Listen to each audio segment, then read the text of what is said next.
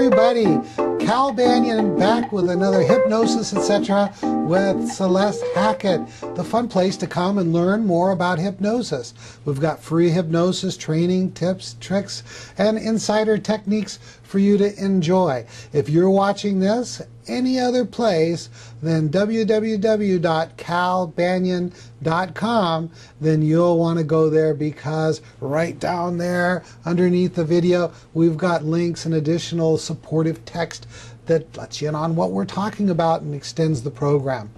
Okay, well, if you were watching last episode, you found out that Celeste Hackett is just buried under a pile of clients, and she's trying to hypnotherapy or hypnosis her way out, and she's unable to get with us for a week or two and do these programs. So I managed to pull in a temporary co-host, and I'm thrilled to have Kelsey Banyan, my daughter, with us for a couple of shows. Say hello, Kelsey. Gosh, yeah. Why don't you introduce yourself and tell them a little bit about who you are and your background in hypnosis. All right. I've been around hypnosis since my dad got into it, and about 10 years ago. Been to 5 or 6 conventions since then, and I've just recently been certified. So I'm going to be seeing clients and working in the Banyan Hypnosis Center in California. I'm excited. That's right. And if genetics has anything to do with it, you're going to be a pretty good hypnotherapist. How's that make you feel? Pretty good.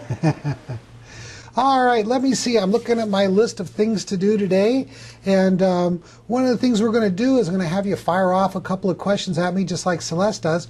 Why don't you give me a couple of questions to pick from? Okay.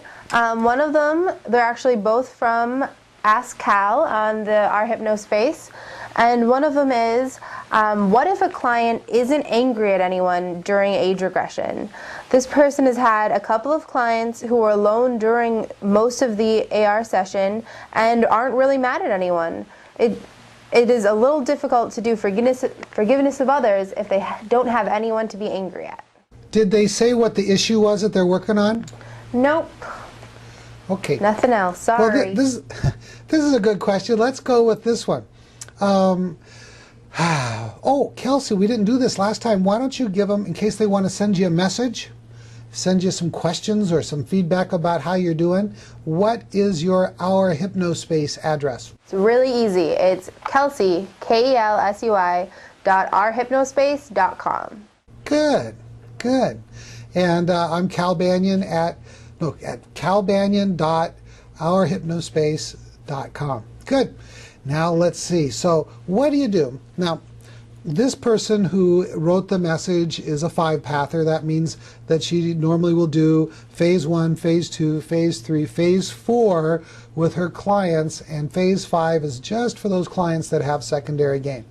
So most of the clients that 5-pathers see don't need to go into phase 5. Phase 1 is preparation, testing, and convincing. Phase 2 is age regression to neutralize the cause of the problem.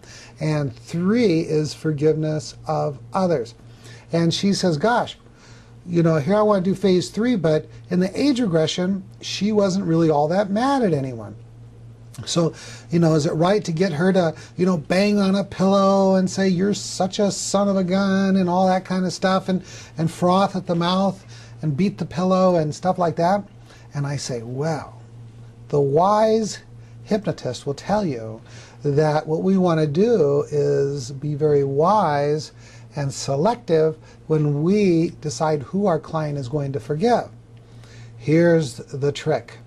If our client is doing a too much behavior, eating too much, drinking too much, smoking too much, and so on, one of those kinds of things, has a bad habit, where they're using some kind of behavior as a distractor for a feeling inside them they don't like.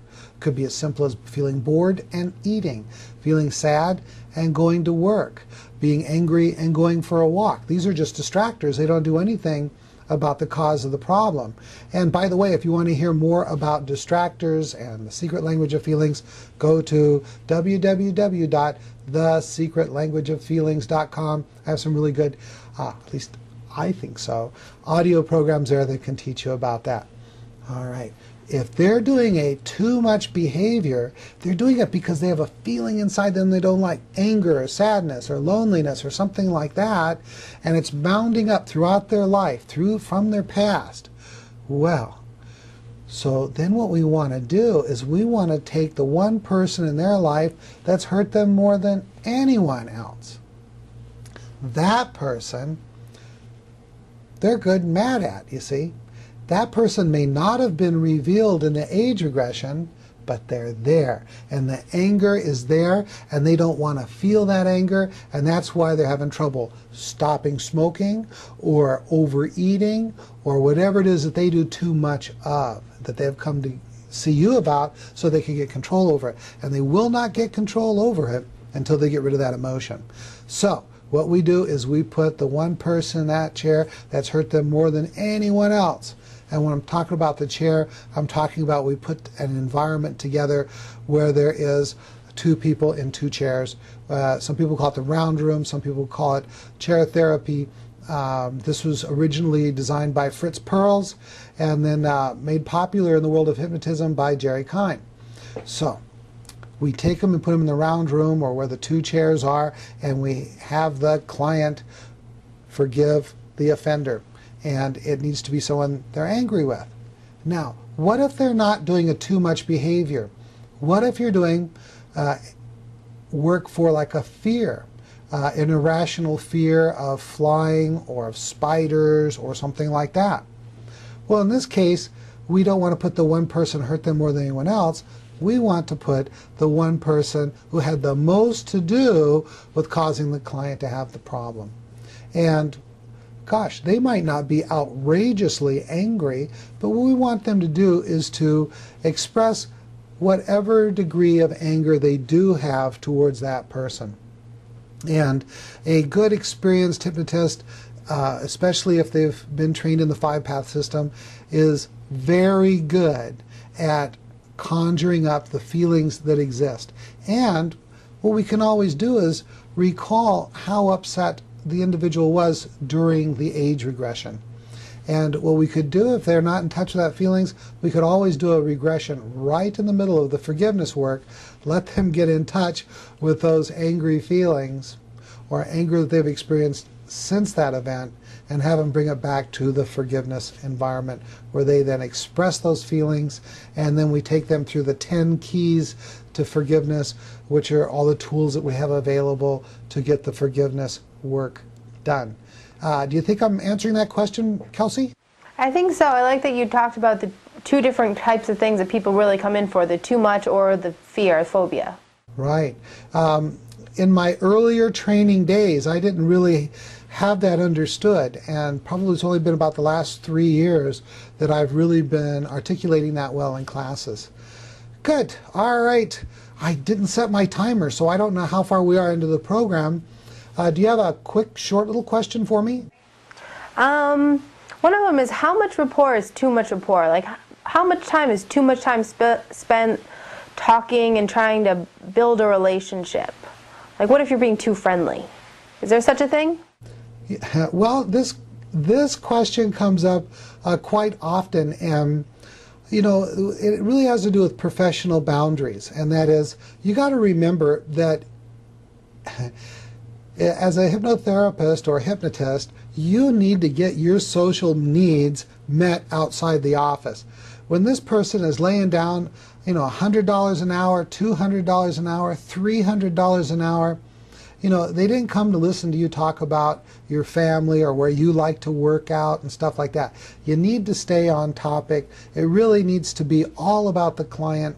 And as long as you are really step by step getting the information you need to proceed with the session, when we're really working on getting what they want to change, what their goals are, what they're willing to do to make those changes so that we can suggest that they do that, that you're doing exactly what you should be doing. And I don't think there's such thing as too much rapport. Rapport really has to do with trust and the willingness to join in on the process. And I don't think they can trust you too much or be too willing to join in on the process. But I think some people try too hard to gain rapport. if you are seriously interested, I mean, it's obvious to the client in helping them, and you're being non-judgmental, then you're going to be able to build all the rapport you need. Good. Is that what you're getting at, Kelsey? That's pretty much it. I mean, I'm a talker, so I need to make sure how much talking is too much talking.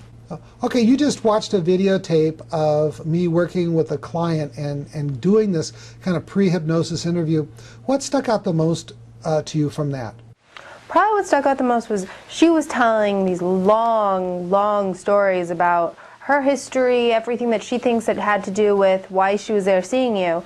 And you're just kind of helping her along, be like, okay, and then paraphrasing her key points. And I think that was the most helpful thing for me, was to know that you don't have to be like, oh, okay, how did that make you feel? It was more of, okay, so what you're saying is, and just kind of paraphrasing it. I think that was the most, what I got most out of it, really. That's right. I wasn't playing counselor. I wasn't playing psychologist. I'm just letting them get the story out because I know they need to get the story out. They're going to tell me when they think the problem started, but in probably 99.9% of the clients we work with, that's not when it started. That's when they became aware of the problem, and it's what we call a symptom producing event, and we're going to go much further back. Yeah, and so we're not in the counselor's role. We might want to teach them something like about the secret language of feelings or something like that. Good. You got any more dumb hypnotist tricks, or do I got to come up with something this time? I think it's your turn this time. All right, let me look down at my list here. I'll tell you what, I've got this long list, and there's one that just is calling out to me, and I don't know. I'm afraid I might upset some people here. But I got to speak from my heart. I got to talk about what I believe. I got to speak my passion, and that is, you know what? I think one of the most pervasive dumb hypnotist tricks there are in our profession. And gosh, as I'm about to say this, I want to like duck out of the camera. I can almost see the tomato flying towards my head. I can almost feel the heat in my my inbox as the hate mail comes. But here it goes. Probably the #1 dumb hypnotist trick is doing progressive relaxation inductions. Oh my goodness. I said it. I feel better, kind of. I know that right now all over the world people are looking at this and they're going, well, Cal, now you've gone too far. But let me tell you why. You see, progressive relaxation inductions have a number of problems. One is sometimes they'll put people to sleep before they put them into hypnosis. Secondly, they just take too long. You know, if you're properly trained, you can take someone into a deep level of hypnosis in somewhere between 4 seconds and a couple of minutes. And so you don't need to spend 5, 10, 15, 20 minutes, 40 minutes on a progressive relaxation induction. Another thing that's wrong with progressive relaxation inductions is, oh gosh, I can just feel the arrows flying in as I talk about this. Okay, when you get done with the induction, what level of hypnosis do you have? You see, there you've spent 10 minutes, 20 minutes, 30 minutes, 40 minutes, just relaxing them from their toes to their nose. And I'll tell you what, you don't know if you have them in hypnosis or if they're asleep. So it's kind of an old-fashioned induction. They're inefficient. They're not all that effective as far as getting deep levels of hypnosis. People will tend to fall asleep before they go into hypnosis. When you get done, you don't know what level of hypnosis you have, if any. In fact, all you probably can routinely test for is some level of relaxation. And hopefully now you folks out there know that hypnosis is not relaxation. Hypnosis is a heightened state of suggestibility. So, gosh, you don't have to be relaxed at all to be in hypnosis. During demonstrations, I'll have people walking around and talking while they're in level or stage 5 or 6 hypnosis. They don't have to be relaxed at all. All right. Now, there's a time and a place for everything. I might use a progressive relaxation, at least a short form of it, if I did not care if my client went to sleep. Maybe I'm working with someone in the hospital and I'm just trying to relax them, or I'm trying to assist them in going to sleep. If the main thing I was after with the hypnosis was to get someone to relax, I might use it. But I've even had hypnotists say, but Cal, my clients expect me to do these long progressive relaxation inductions. I beg to differ with you. Most people don't have any expectation at all except that you're going to go blah, blah, blah, blah, blah. They don't have this idea about induction and deepening and stuff like that. If you really want to get profound relaxation, this is what you ought to do. You ought to hypnotize them first with like an instant induction, like my 8-word induction. And by the way, there's descriptions and articles on how to do the 8-word induction and my modern version of the Banyan induction, which is a rapid induction, on 2 websites. One is hypnosiscenter.com and the other one is in the Banyan hypnosismall.com. I have articles there that explain how to use them. Also, the Banyan induction is in the appendix of my book co-authored with Jerry Kine, Hypnosis and Hypnotherapy, Basic to Advanced Techniques. So, dumb hypnotist trick, doing progressive relaxation inductions every session. Now, there's dumb and there's dumber. Oh gosh, now the stones are coming in. I know I'm going to get feedback on this.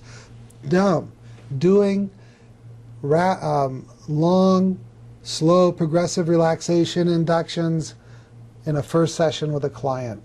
Dumber, doing that induction in a second session. Oh my goodness. And there's dumb, dumber, and still dumbest. Doing that again in a third session. My goodness. This is what you ought to do. I mean, if you got, let's say you have to wean yourself off of the progressive relaxation induction. This is what you do. Suffer through that long induction the first session. Then the next session, you use the rapid induction like the Banyan, or better yet, once you have your client hypnotized in the first session. Now here's a really good insider tip, trick, and technique. What you want to do is you want to give them a post-hypnotic suggestion for rapid or instant induction. You see, you could tell them something as simple as, next time we do hypnosis together, you want to do hypnosis with me and I want to do hypnosis with you. All I have to do is drop your hand and say the word sleep, and you'll instantly go back to this level of hypnosis. If that's okay, nod your head. All right. So there you go. Stop doing those progressive relaxation inductions unless you don't care if they go into hypnosis, and if you don't care if they go to sleep, or if all you care about is that they get relaxed.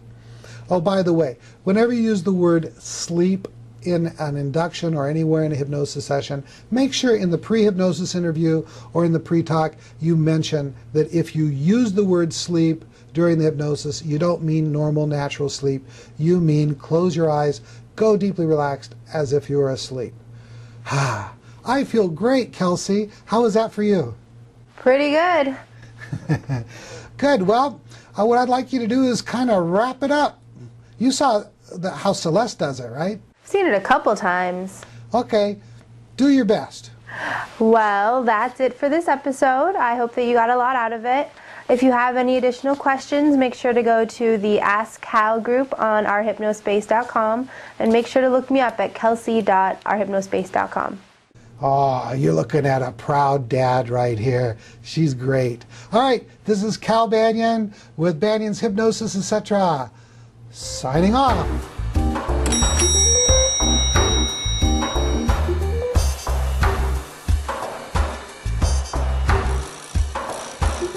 This recording is the property of Cal Banyan and Cal Banyan's Banyan Publishing, Incorporated. All rights reserved, for private use only, may not be duplicated without written permission.